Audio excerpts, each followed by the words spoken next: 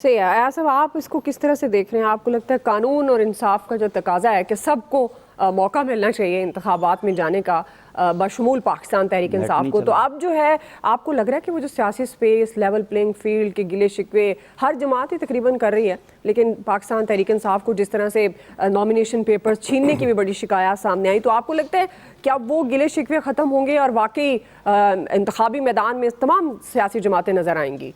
तो आमिर ने बार बार जिक्र किया मुकाफात अमल का।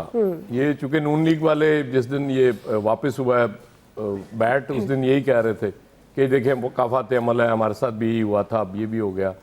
अब आज जो है मुझे नहीं पता इसको कौन सा अमल करार दिया जाएगा। हालांकि ये इशू मुकाफात अमल का नहीं, किसी और अमल का है। वो ज़ाहिर है हम सब उसका नाम नहीं लेते, अमल तो सबको पता है कि कोई है। बुनियादी तौर पर हो ये रहा हो ये रहा था, वो आप ले लेंगे ना, मैं इसीलिए आपके लिए छोड़ रहा हूँ। हो ये रहा था दुआ के आगे समझ एक टीम ने टॉस जीता, पीटीए को बैटिंग की दावत दी और बैट छीन लिया। उनको लाओ जाओ जाके उन बैटिंग करो, तो एक 140 प्लस के बॉलर्स लगा के और बैट के बगैर उन्होंने कहा जी अब आप खेलें जाके। तो ये तो पॉसिबल नहीं था और ऑब्वियसली अदालत से यही फैसला आना था और इससे हटके क्या आना था।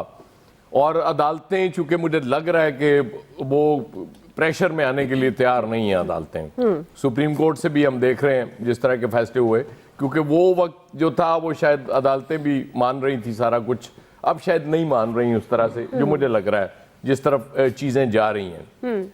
बिल्कुल इलेक्शन में आपने कहा कि जी वो सबसे ज्यादा उन्होंने नॉमिनेशन पेपर्स जमा करा दिए, वेरी गुड, बहुत अच्छी बात है। अब आज भी हमने कुछ वीडियोस देखी कि ताईद को निंदा जो, तजवीज़ को निंदा जो होते हैं, उनको उठाया जा रहा है, अब उनको पकड़ा जा रहा है, उस पर बड़ी शिकायत हो रही है।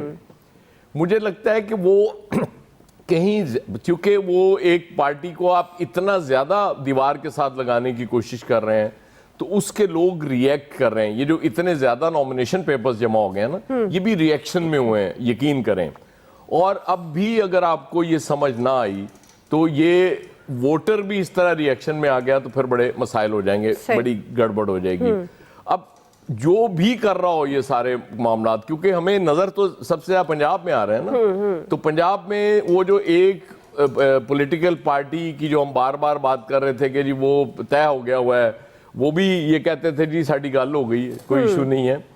वो खासी डैमेज हो रही है इन सारी चीजों से। एक ही पॉलिटिकल पार्टी डैमेज हो रही है, वो और मेरे कायद की पार्टी है। Let me make it clear, क्योंकि समझा ये जा रहा है कि वो लेवल प्लेइंग फील्ड जिसकी वो डिमांड कर रहे हैं बार बार, वो उन्हें मिल नहीं पा रही। डिमांड यही थी कि जी वो बैट के बगैर मैदान में उतार दो और हम आराम से इनकी विकेटें ले लेंगे। वो अब चूंकि पॉसिबल नजर नहीं आ रहा, अभी तो खैर टाइम तो बहुत है, हम तो आज की तारीख में जो हुआ उसी पे बात कर सकते हैं। कल 2 दिन 4 दिन बाद 6 दिन बाद हो जाएगा, ज़ाहिर है वो कोई पता नहीं। वतन अजीज में आपको पता है ना, कुछ भी हो सकता है और किसी भी वक्त हो सकता है। इसके लिए हमें ज़हनी तौर पे तैयार भी रहना चाहिए। आज की तारीख में ये हुआ है कि ये बहुत बड़ा बूस्टर है पीटीआई के लिए, बैट उनको वापस मिल जाना, और ये बहुत बड़ा सेटबैक है मेरे कायद की पार्टी के लिए, PMLN के लिए, क्योंकि सारा गुनाह जितना भी है वो उनके साथ आ रहा है कि ये कर रहे हैं।